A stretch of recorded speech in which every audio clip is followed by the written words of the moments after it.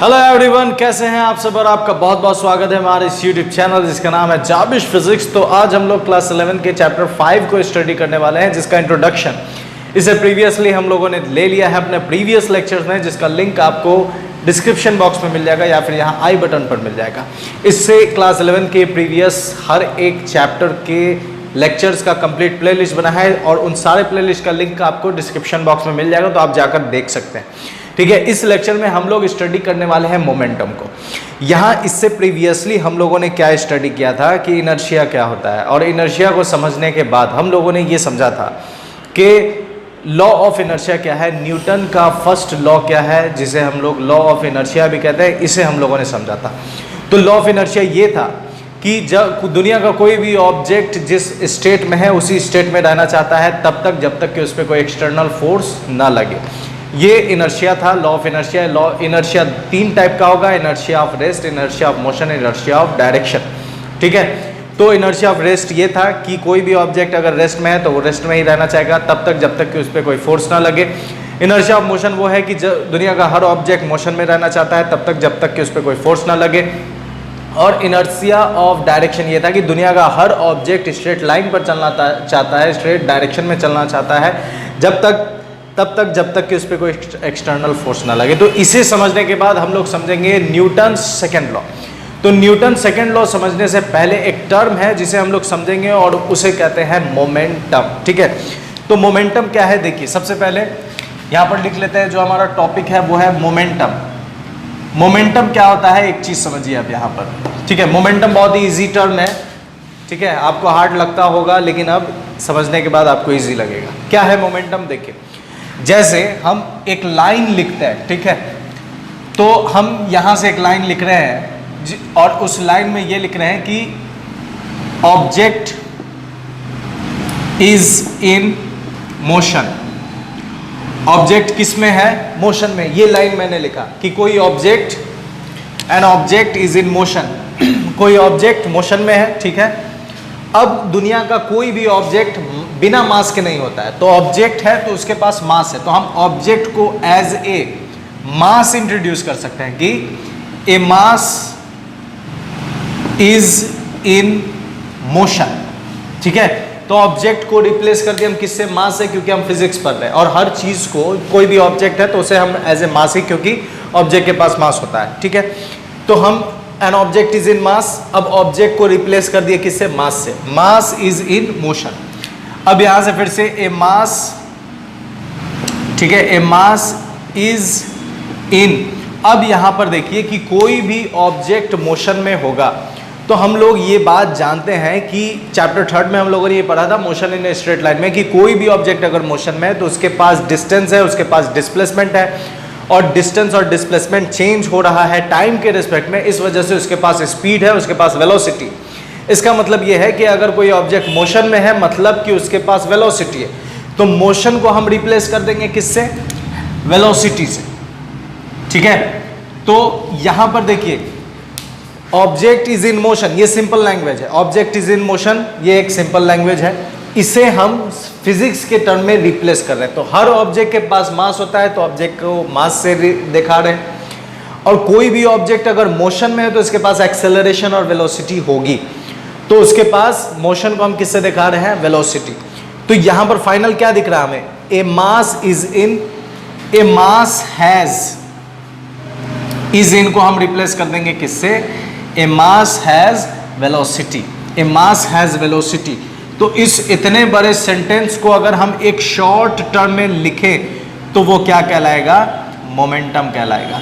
तो बात समझ में आ रही है कि मोमेंटम क्या है एक्चुअली में? मोमेंटम हम उस चीज को कहते हैं कि जब कोई मास, जब किसी मास के पास वेलोसिटी हो और हम दोनों को ही कंबाइंड करके कहें, ठीक है, दोनों को ही हम कंबाइंड करके कहें तो वो क्या कहलाएगा? मोमेंटम कहलाएगा। तो मोमेंटम इज व्हाट, कि जब आप किसी ऑब्जेक्ट के पास मोशन, ऑब्जेक्ट मोशन में है और उस ऑब्जेक्ट को हम मास से दिखा रहे हैं और मोशन को हम कह रहे हैं कि उसके पास वेलोसिटी है, तो जब हम मास और वेलोसिटी को कंबाइंड करके कहेंगे तो वो क्या कहलाएगा? मोमेंटम कहलाएगा। इसका बेस्ट एग्जांपल हम दे रहे हैं, उससे आपको क्लियर हो जाएगा कि मोमेंटम को हम एक ऐसे भी लिख सकते हैं, द कंबाइंड फॉर्म ऑफ, ठीक है, the combined form of mass and velocity. The combined form of mass and velocity is called velocity is called momentum. ठीक है, तो अब से कोई भी ऑब्जेक्ट, जैसे आपका दोस्त अगर दौड़ते हुए जा रहा है या बाइक कोई गाड़ी जा रही है, तो आप क्या कहिएगा? This bike has momentum. इसका मतलब बाइक के पास मास भी है, उसके पास वेलोसिटी भी है। तो कोई भी ऑब्जेक्ट मोशन में है तो आप कहिएगा मोशन, इतना लंबा नहीं कि वो मोशन में, ऐसा नहीं, सीधा that object has momentum, that object has some momentum, उसके पास कुछ मोमेंटम है। ठीक है, बात समझ में आ रही? तो मोमेंटम क्या है? अब देखिए एक चीज़, एक एग्जाम्पल दे रहे हैं बेहतर और आपको एकदम समझ में आएगा। जैसे ये हाथ है, ठीक है, ये हाथ है और किसी को आप मारते हैं ऐसे गाल पर, किसी को ऐसे मारे, तो अब इस सीन को आप किसी को, इस सीन में ये जो सीन था कि किसी ने हाथ ऐसे चलाया और चलाकर किसी के गाल पर ऐसे मार दिया, तो ये जो सीन है आप किसी दूसरे को बता रहे, तो आप जाकर क्या कहते हैं वहाँ पर कि फलाना ने ऐसे हाथ उठाया और स्पीड में हाथ लाकर उसके गाल को ऐसे स्पीड में टच किया। क्या आप ऐसा कहते हैं? नहीं कहते। आप सीधे क्या कहते हैं? उसने उसे थप्पड़ मारा। तो व्हाट इज दिस थप्पड़? What is this slap? ये स्लैप क्या है? ये थप्पड़ क्या है? तो it is the combined form of, इस थप्पड़ ने पूरे सीन को एक जगह कंबाइंड, एक कॉम्पैक्ट फॉर्म में एक जगह पैकेज बनाकर दिया, थप्पड़। तो थप्पड़ आप समझ गए कि वो किसी ने हाथ को ऐसे उठाया होगा और लहरा कर उसके गाल को रंगीन कर दिया होगा, तो ये थप्पड़ है। ठीक है, बात समझ में आ रही है? तो थप्पड़ एक सिंगल वर्ड है जो इस पूरे सीन को अपने अंदर समेटे हुआ है। उसी तरह ये मोमेंटम एक सीन है, एक वर्ड है जो इस पूरे सीन को अपने अंदर समेटे हुआ है। तो मोमेंटम क्या है? बात समझ में आ रही है कि जहां भी आप किसी ऑब्जेक्ट को मोशन में देखेंगे, तो ऑब्जेक्ट मतलब मास, मोशन मतलब वेलोसिटी, आप सीधे कहेंगे कि उसके पास मोमेंटम है। तो मोमेंटम क्या है? इजीली आपको समझ में आ गया होगा। अभी हम लोग ये सारी चीज़ें लीनियर मोशन पर पढ़ रहे हैं। ठीक है, इस वजह से इस मोमेंटम को हम लोग और एप्रोप्रिएट बनाने के लिए क्या लिखते हैं? Linear momentum. लीनियर मोमेंटम, क्योंकि जब हम लोग एंगुलर मोशन पढ़ेंगे, रोटेशनल मोशन पढ़ेंगे, तो वहां पर भी मोमेंटम मिलेगा।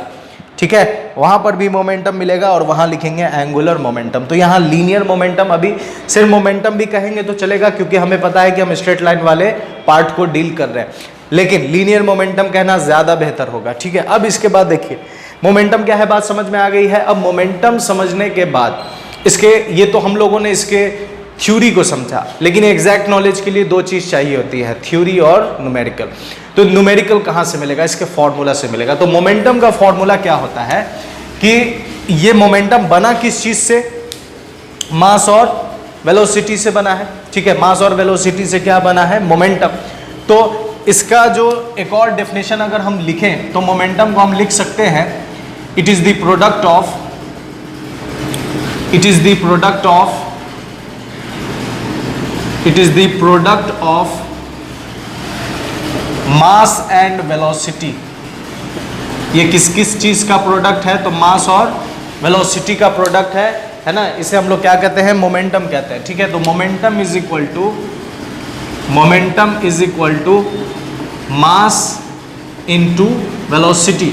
अब देखिए मोमेंटम, एक मोमेंटम का सिंबल हो जाएगा P, तो P इज इक्वल टू हो जाएगा mv।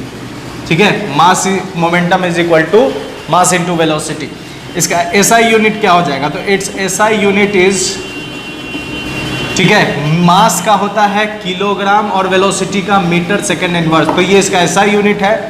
CGS यूनिट इसका क्या होगा? तो CGS यूनिट हो जाएगा किलोग्राम का ग्राम, मीटर का सेंटीमीटर, सेकेंड इनवर्स।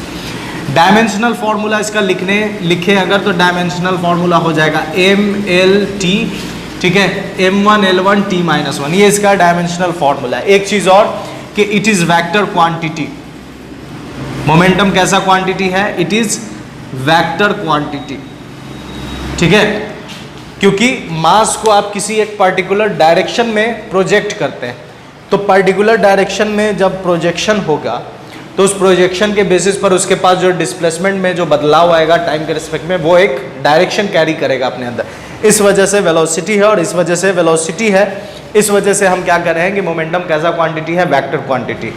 ठीक है, तो मोमेंटम समझ में आ गया होगा। अब अगर आप मोमेंटम समझ गए होंगे तो न्यूटन सेकंड लॉ भी समझना इजी हो गया होगा, ठीक है। तो मोमेंटम जैसे ही आप समझ लेते हैं तो आप न्यूटन सेकंड लॉ को समझने के कैपेबल हो जाते हैं। न्यूटन सेकंड लॉ इजीली समझ में आएगा क्योंकि न्यूटन सेकंड लॉ इसी के ऊपर बेस्ड है, ठीक है।